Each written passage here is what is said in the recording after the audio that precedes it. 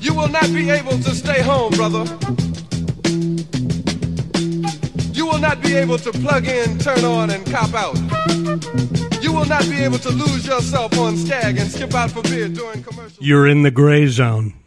I'm Mark Ebner. I'm an award-winning journalist, a New York Times best-selling author, and I'm a private investigator. And I'm sitting here in the crow's nest atop the HMS Bounty in Koreatown, USA, with funny man, brother in ink, Carl Kozlowski. Hello. And Dr. Dave, twisting knobs. Good to be twisted. Thank you, my man. And, oh, wow, this is episode 4, listener-supported crime podcasting, where I'd like to take a moment to welcome my newest executive producers, one of my favorite people on the internet, Dina Holmes. I thank you for your generosity. Adam Parfrey, thank you as well. Adam's the publisher of a great publishing house, Feral Press.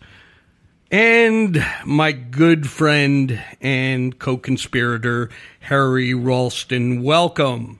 And also, I was at my bi-monthly poker game the other night, and I play down in Venice, California, down in Venice Beach with a bunch of old surfer buddies, and a guy I hadn't played with in a while, Ron Robertson, comic. Do you know Ron Robertson? I don't believe I do. That's okay, Carl, because he's selling high-end Mercedes now. He made a smart move out of comedy, and he's selling high-end cars. Well, he walked into the game, and I hadn't seen him in a while, and I hadn't played with him in a while, and he pulled out a 50, and he handed it to me, and he said, "This is for your podcast, Ebner. Wow. I love your podcast." Great. So, episode 4 is brought to you by our newest executive producer, Ron Robertson. Thank you, man. So, Trump news. Well, I guess it's no news that our president got, sloppy thousandths from porn star Stormy Daniels? And you know what? That presents a math problem because according to Gray Zone fan and patron Luke Heidelberger, when you have sex, you're having sex with everyone your partner has ever had sex with. So according to that old trope pushed forward by abstinence-only programs favored by the current administration, Donald Trump has had Ron Jeremy's cock in his mouth. Wow. There's the quote of the week. Well, think about it. I was trying to picture the Trump supporters who give their POTUS a pass for getting sloppy thousandths from a porn star, and this is all I could come up with. I mean, sir, all right, picture this. I picture a lineup of sweaty, nude, overweight MAGA guys with their tiny dicks in one hand and a vial of lube in the other, just waiting for their turn in the Stormy Daniels gangbang video. I mean, that's where my mind goes. What can I say? Dr. David, you ever see a gangbang video? You know, I have not. Oh, it's just one of those things. Well, they're really something else. In fact, I once interviewed who would now be the godmother of gangbang videos, Annabelle Chong. And do you remember her? Yeah. I think she got shellacked, and I'm talking about batch spackle shellacked by like, what was it, like 1,000 guys? I believe it was north of 500. Oh, man. But yeah, because I remember there was a whole thing about her setting the world record. Yes, indeed. Annabelle Chong. Oh, well, that's another story for another day right here in the Gray Zone. Anyway, on episode 3, I teased out a story I was working on about comic book icon Stan Lee for the Daily Beast. Well, that story, picked apart by Vultures, The Last Days of Stan Lee, is dropping on the Beast later tonight or first thing in the AM. DailyBeast.com, have a look. Check it out. But you know, there's always a behind the scenes, how I got that story. So, let's dig in, shall we, Shirley? I got a call from my pal. He's going to go unnamed because he's unnamed in the story. And he was concerned about Stan Lee's sole heiress, J.C. Lee. He does some work with her, and he's up there with a bird's eye view of what's going on. A little bit about J.C. Lee. She's 67, 68 years old. As I said, Stan's daughter and sole heir. She was born in 1950. She has a pack of dogs in her house. And according to my source, one time one of her friends let one of her dogs out. And, of course, somebody put her in touch with a psychic, and she paid the psychic a bundle to try and find her dog. You know, of course, all the psychics are telling her the dog is going to be back in, wait 2 weeks. Oh, my God. Just there alone. I mean, this woman's never met a con man she doesn't like, you know? Yeah. Well, JC has had jobs. She fancies herself as a dancer, a model, an artist, an entrepreneur. But from my source's bird's eye view, she loves to shop. I mean, for God's sakes, there's Louboutins everywhere. Louboutins. Did I even say that right? Fancy shoes? Louboutin, I think. Louboutin. Yeah, small world. My wife worked for JC for like a minute several years back, and she certainly confirms the designer shoes all over her house. Michelle, my wife, she was hired to help JC put up a website. I guess it was a jewelry line she was going to promote, and the website's called Fazzalagata. Okay? Gesundheit. Fazzalagata.com. And while she was there, Michelle got a little creeped out because there was an IT guy there disconnecting the internet because JC didn't want anybody stealing her ideas. Now, I don't know how it wouldn't surprise me, but I don't understand how the internet can get in somebody's head and steal those ideas. But you know what? JC was paranoid, and I'll give her that. Case in point,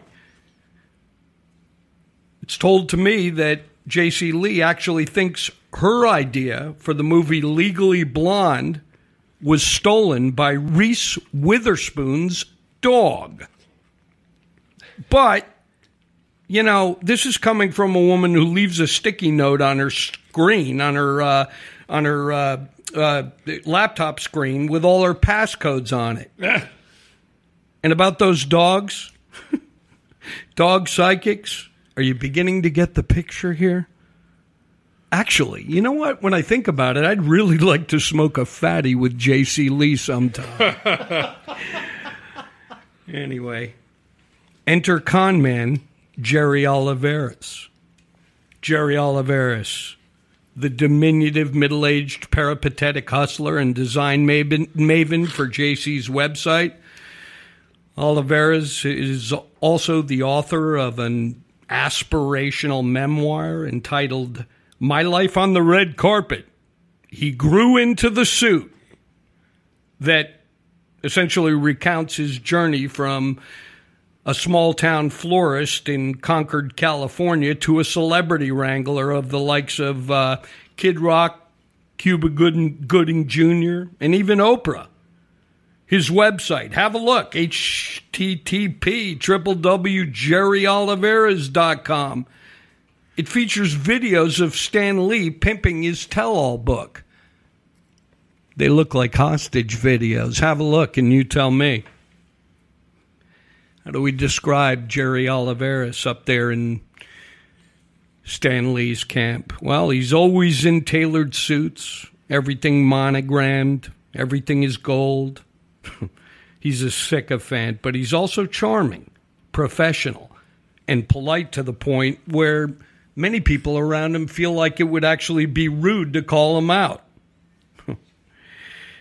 Jerry starts an online merchandising biz called Hands of Respect. Let's call a spade a shovel, shall we? It's a fake charity selling pins allegedly designed by Stan that are supposed to promote the bettering of relationships between law enforcement and, if you look at the pin, it's a white hand shaking a black hand, so I guess they're talking about black people. I don't know. Anyway, 2 for $10. Anyway, I found a TV writer named Jonathan Bourne. Great name for a TV writer, right? Right. Okay. He'd been doing some digging. He saw a story, an actual story on Washington Post, of all oracles, that was essentially a PR piece for this Hands of Respect ersatz charity, right? Well, Jonathan Bourne sees that, and he's like, oh, these pins look good. What's going on here? But where is the money going? Where is the money going? Big question. Another thing I should note about Jerry Oliveras is he also seems to like to insert himself for a cut between JC and her vendors. And by vendors, I mean she's keeping half of Beverly Hills shops in business with her shopping. But if Jerry swoops in first with the vendor, he can say, well, JC, it's going to cost this much. Have him bill this much and take his skim off the top, if he so desires. Did he? Probably.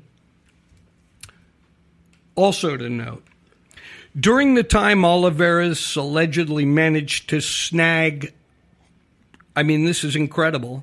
You know, you got to understand, it's a year out since Stan Lee lost his wife of 70 years, Joan.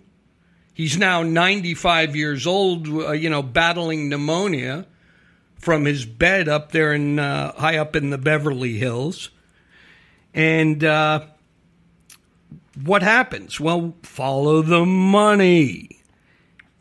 Like I said, Oliveras, he allegedly managed to snag power of attorney for Stan while he was at his weakest. And then 7 figures flowed through the Hands of Respect, that ersatz charity, so to speak, as an LLC to, well, allegedly support Oliveras' lifestyle. Stan never saw any loot from that. JC certainly didn't see any money. So, a lot of money flowing through Hands of Respect, and case in point, he managed to purchase an $850,000 condo. Wow. For himself and his lifestyle in Beverly Hills. Well, I could go on about that grifter, but enter Max Anderson. Max Anderson, Stan Lee's longtime body man / road manager. He's been in the news a bit. But most striking is uber comic book geek Kevin Smith's support of this guy, public support. Just yesterday, Kevin Smith tweeted, was dealing with my own health scare, as we know. I don't know if you know this, but we almost lost Kevin about a week ago to a heart attack, and he was saved at Glendale Memorial Hospital. He was in town for some event. I hope he's doing well. But, again, he tweeted, was dealing with my own health scare, but now I'm extremely worried about my hero at The Real Stan Lee.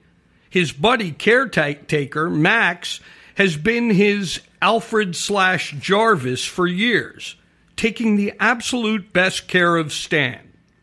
Alfred Jarvis. Is that a Tony Stark reference, Dr. Dave? Or well, it's Avengers, Tony Stark, Iron Man. Yeah, Jarvis is the sort of AI robotic butler that they